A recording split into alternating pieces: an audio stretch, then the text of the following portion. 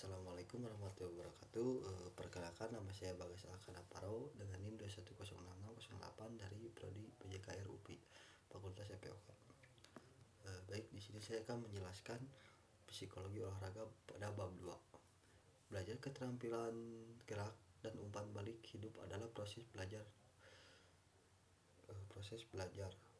Uang sangat berharga dan belajar adalah proses menuju kesempurnaan. Belajar keterampilan gerak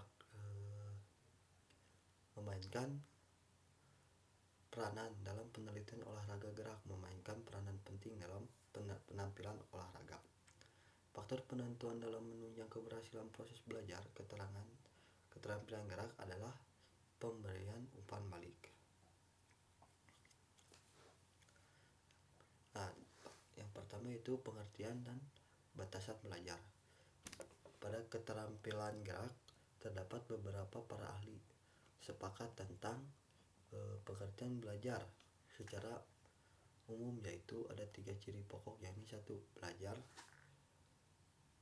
ditandai oleh adanya perubahan perilaku. Yang kedua, ada perubahan yang terjadi relatif permanen. Dan yang ketiga, ada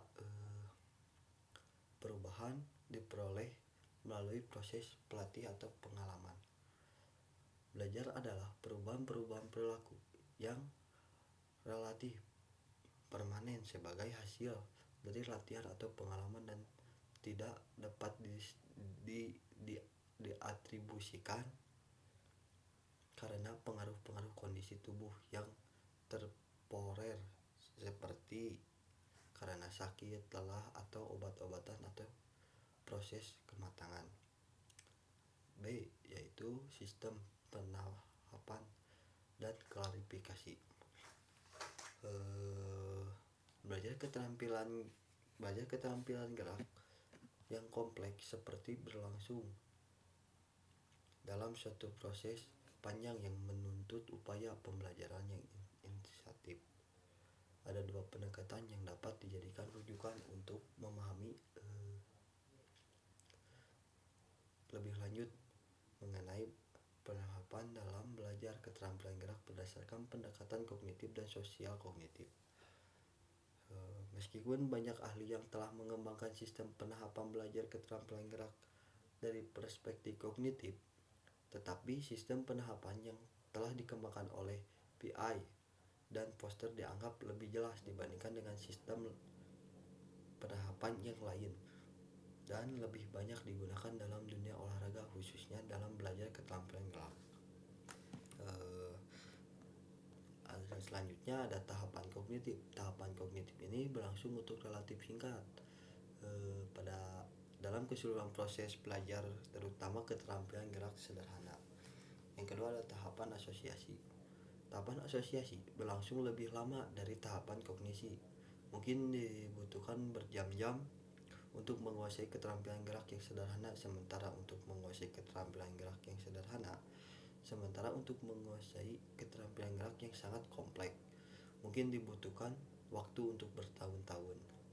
Yang ketiga ada tahap otomatisasi. Yang disebut tahapan otomatisasi karena keterampilan gerak ditampilkan secara otomatis. Nah, di sini ada poin kedua, yaitu pendekatan kognisi sosial. Dari pendekatan kognisi sosial, tahapan belajar keterampilan gerak dibagi di dalam menjadi 4 tahapan, yaitu tahapan observasi, imitasi, kontrol diri, dan pengelolaan diri. Yang pertama yaitu tahap observasi. Tahap observasi ini adalah tahap belajar melalui tahapan observasi atau tahapan belajar melalui model, seperti atlet melihat dan mendengarkan peragaan seorang model yang dianggap menguasai keterampilan gerak yang akan dipelajarinya. Yang kedua ada tahapan imitasi. Tahapan imitasi adalah tahapan peniruan gerak setelah atlet mengamati peragaan gerak yang ditampilkan model, disebut juga tahapan emulasi. Yang ketiga ada tahap kontrol diri. Nah, pada tahap kontrol diri adalah tahap latihan secara untuk menguasai organisasi pola gerak yang secara yang lebih efektif gitu, untuk menghasilkan otomatisasi gerak. Dan yang terakhir ada tahapan regulasi diri. Tahapan regulasi ini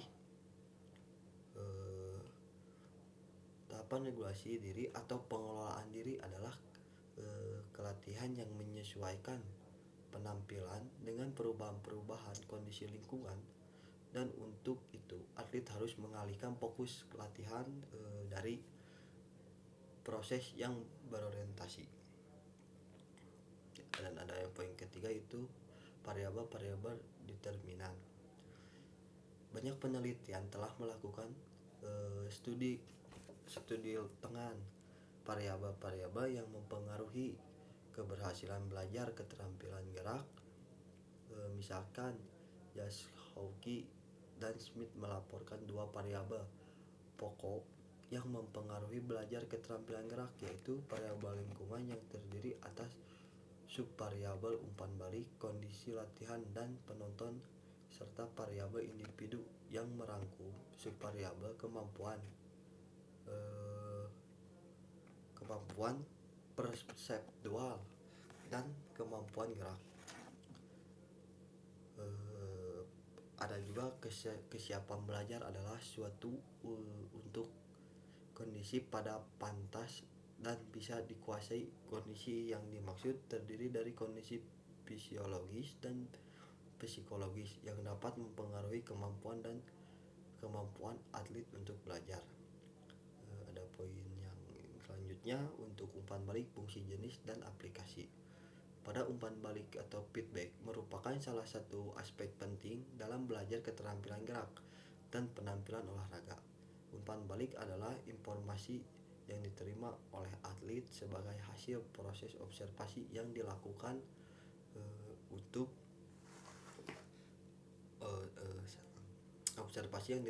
oleh guru atau pelatih terhadap proses belajar atau latihan dan penampilan. Nah, di sini ada fungsi dan umpan balik.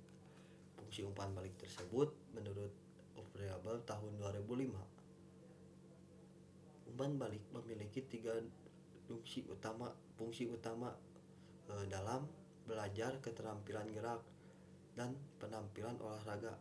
Ketiga fungsi tersebut adalah umpan balik serta informasi perbaikan kesalahan. Umpan balik sebagai motivasi. Umpan balik yang memainkan peranan penting untuk menggerakkan dan mengarahkan perilaku atlet terhadap tugas-tugas tertentu, serta juga dalam mempengaruhi penerapan tujuan dan mengevaluasi pencapaian tujuan tersebut. Lalu ada umpan balik sebagai penguatan dan hukuman. Penguatan penghargaan atau reinforcement adalah upaya untuk memberikan dukungan atau penghargaan terhadap perilaku respon positif atlet sehingga dapat mendorongnya untuk menampilkan respon yang sama. Ada umpan balik sebagai informasi perbaikan kesalahan. Guru atau pelatih memiliki peranan penting dalam membantu atlet untuk latihan menguasai keterampilan gerak, terutama pada tahapan awal latihan atau bagi atlet pemula. Ada 2 jenis umpan balik, yaitu banyak ahli yang telah mengungkapkan tentang bentuk-bentuk umpan balik yang bisa diberikan kepada atlet. Pengetahuan tentang hasil atau knowledge of result adalah pengetahuan dan pemahaman atlet tentang hasil belajar yang dicapainya dan memainkan peranan penting dalam pencapaian tujuan sebab dan memberikan informasi balikan secara verbal dan non-verbal berkenaan dengan hasil belajar suatu keterampilan gerak dikaitkan secara tujuan yang dicapai. Ada pengukuran objektif. Pengukuran objektif ini sangat efektif jika dilakukan setiap hari dalam bentuk review atau catatan. Ada pemantauan diri. Pemantauan diri ini bisa disebut self monitoring, merupakan suatu observasi secara sistematis yang digunakan untuk mengakses kemajuan belajar. Dan ada tayangan video. Tayangan video adalah bentuk umpan balik yang dilakukan menggunakan media audio visual. Nah, di sini ada tayangan harus fokus pada suatu aspek keterampilan atau penampilan. Contoh tayangan penampilan sebaiknya singkat dan sederhana.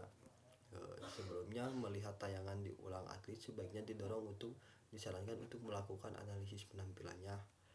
Lalu ada pada saat melihat tayangan ulang, berikan saran-saran yang dibutuhkan berkenaan dengan keterampilan analisis yang telah dilakukan.